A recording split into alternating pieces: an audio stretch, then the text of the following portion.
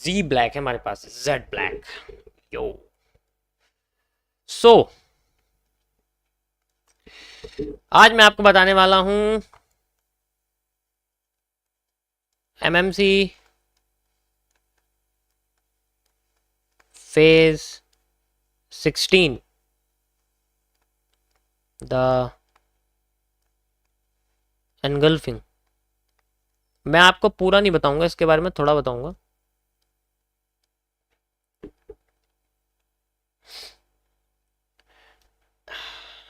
Okay, ये engulfing दोनों sides के लिए है, सिर्फ एक साइड के लिए नहीं है, दोनों साइड के लिए ये आपकी मानी जाएगी। एमएमसी के कॉन्सेप्ट से बताऊंगा मैं आपको, जो मैंने इसमें क्रिएट करा है, जो रिसर्च है मेरी, उसके हिसाब से बताऊंगा मैं आपको। मेरी आवाज़ सबको साफ आ रही है? हम्म,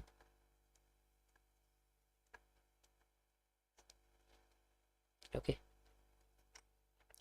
अब शांत हो जाओ।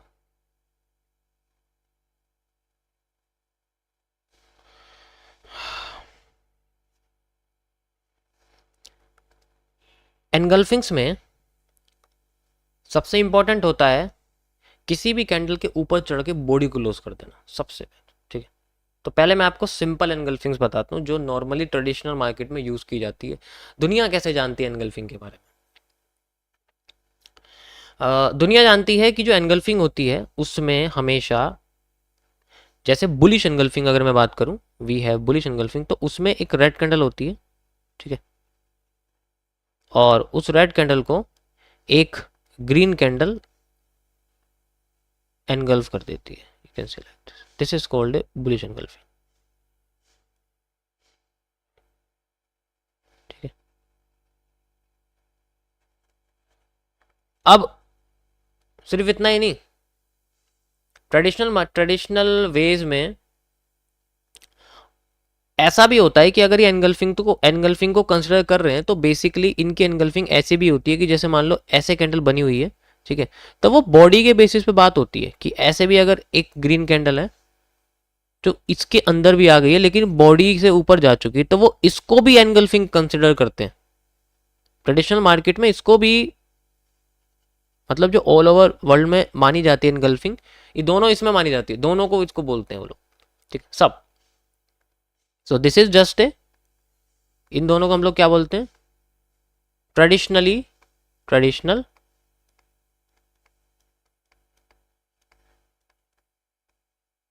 Bullish engulfing.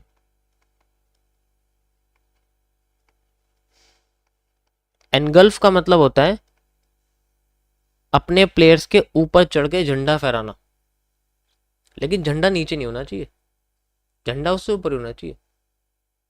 ठीक है, अब यहां पर इस हिस्से के साथ थोड़ी प्रॉब्लम है,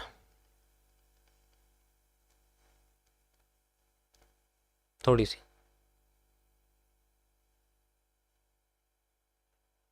क्योंकि ये एनगल्फ कर तो रही है लेकिन ये इसकी विक को एनगल्फ नहीं कर रही, यानी कि इसका एक बाल अभी भी रहता है। जैसे मान लो मेरे बाल ऐसे हो गए और कोई मुझसे लंबा है, तो अगर मेरे बाल उससे खड़े हैं, मैंने जेल लगा रखी है बालों में और वो इस तरीके से हो गए, तो इसका मतलब है कि मेरी हाइट अब भी उससे लंबी है। बेशक मैं, मेरा सर उससे नीचे क्यों ना हो, लेकिन मेरे बाल उससे लंबे, तो वो एनगल्फ नहीं कर रहा मुझे। एनगल्फिंग करने के लिए पूरी उसकी बॉडी बाहर होनी चाहिए उससे, तब जाके वो एनगल्फिंग मानी जाती है। तो ट्रेडिशनल में इनकी बात नहीं की गई है, ट्रेडिशनल में इनकी बात नहीं की गई है। अब मैं तुम्हें एमएमसी के कॉन्सेप्ट से बताता हूँ कि वहां पर मैंने इसको कैसे नोट डाउन करा हुआ है। एनगल्फिंग सिर्फ ग्रीन कैंडल का रेड कैंडल के ऊपर बनना नहीं होता, उसके अंदर बहुत सारी चीजें होती हैं। जैसे एनगल्फिंग के लिए अगर मैं बात करूं, स्पेशली बुलिश एनगल्फिंग के लिए मैं आपको स्पेशल इसके बारे में बताऊंगा, जो बुलिश एनगल्फिंग होती है।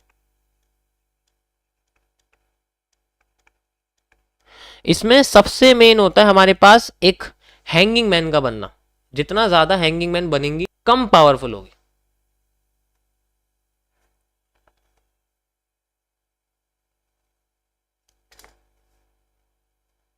नेट आ गया वापस? क्या हो रहा है नेट में? मुझे लगता है ऊपर कुछ चल रहा है।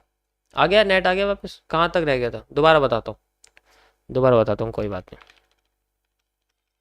दोबारा बताता हूँ। हाँ, अब जितना ज़्यादा वो हैंगिंग मैन के साथ बनेगी उतना ज़्यादा वो पावरफुल होगी, और जितना ज़्यादा हैमर के साथ बनेगी उतना कम पावरफुल है। हैमर के साथ थोड़ा पावरफुल कम हो जाती है वो, लेकिन ऐसा नहीं है कि नहीं होती, बस एनगल्फिंग करने का तरीका अलग हो जाता है। फिर हम उसको सिर्फ एनगल्फिंग कहते हैं। हैंगिंग मैन के साथ बनती है तो उसे हम लोग बुलिश एनगल्फिंग कहते हैं। एनगल्फिंग सिर्फ हैमर के बेसिस पे बोलते हैं, और बुलिश एनगल्फिंग हैंगिंग मैन के बेसिस पे बोलते हैं। कैसे कि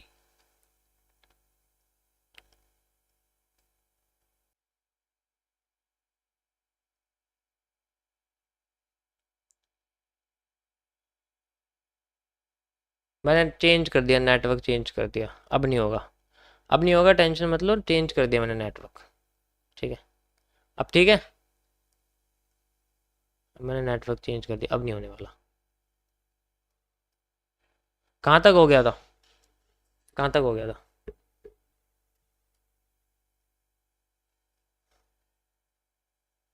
ठीक है, अब नहीं होने वाला।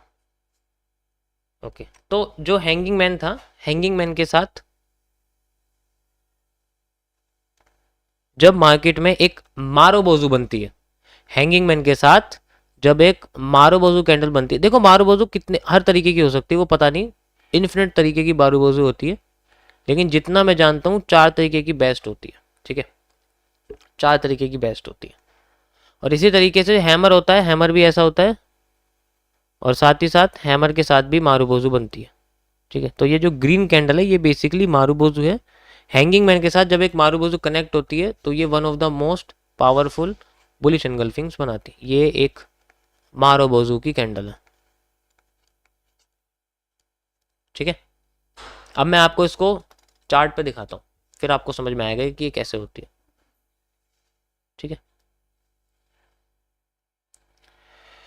यहाँ पर अगर आप देखोगे तो मैं आपको दिखाता हूँ, यहाँ तो नहीं है, और यहाँ पर ये देख सकते हो आप, ये देखो पहले हैमर के साथ देखो, ये देखो दिख रहा है। ओके, देखो ये सब चीज़ें अभी मैं आपको बताऊँ कि ये सब चीज़ें देखनी कहाँ होती है, हर जगह नहीं देख सकते हम इसको। ये बेसिकली किसी ऐसे रीजन पे जो सपोर्ट हो, रेजिस्टेंस हो, ठीक है, या फिर आपका कोई रिटेस्टिंग हो, रिवर्सल एरिया हो, ऑर्डर ब्लॉक हो, फेयर वैल्यू गैप हो, मिटिगेशन ब्लॉक हो, रिजेक्शन ब्लॉक हो, ब्रेकर ब्लॉक हो, बहुत सारी इन्फिनिट तरह की जगह हैं, लेकिन इन्हीं जगह पे इन सब चीज़ों को देखा जाता है। ठीक है, मान लो आप किसी को पसंद करते हो और आपने उसको घर में देख लिया और उसके साइड में उसके जो है मम्मी खड़ी है या उसके पापा खड़े हैं, तो क्या होगा? वही चीज़ यहाँ है। अब तुमने उसको गलत जगह देख लिया, गलत जगह यूज़ कर लिया, तो फिर ये उल्टा ही काम करेगी। फिर ये कुछ नहीं कहेगी, इसके साइड वाली कैंडल्स लुढ़का देंगे नीचे मार्केट को, या ऊपर लुढ़का देंगे, किस्सा ही खत्म। इसके आने की जगह है जब अकेले, अकेले किसी सपोर्ट या रेजिस्टेंस पे हो सकती है, अकेले या फिर ये किसी ब्रेकर ब्लॉक पे हो सकती है, अकेले या फिर किसी उस पर हो सकती है। समझ रहे हो ना मैं क्या कह रहा हूँ? तो कोई भी चीज़ ऐसे ही यहाँ पर आपको दिखेगा, ये देखो दिख रहा है।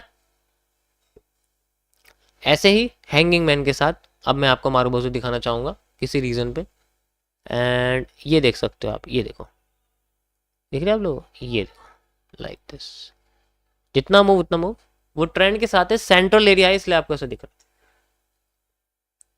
और भी है, ये देख सकते हो आप, ये देखो, ये देखो, ये रिटेस्टिंग है, ये देखो ऐसे दिख रही है, टेढ़ी रिटेस्टिंग है, इसलिए इसलिए इस जगह नीचे वाला हिस्सा फेक आउट है। इससे पहले हैमर फिर मारूबोजू, ये देखो हैमर और मारूबोजू, दिख रहा है आप लोगों को? ठीक, समझ आया? ये तो मैं तुम्हें निफ्टी में ही दिखा रहा हूँ एक तरह से, just a candle understanding, candle कैसे काम करती है। ठीक है, इस तरीके से काम करने की कोशिश करती है। समझ आया?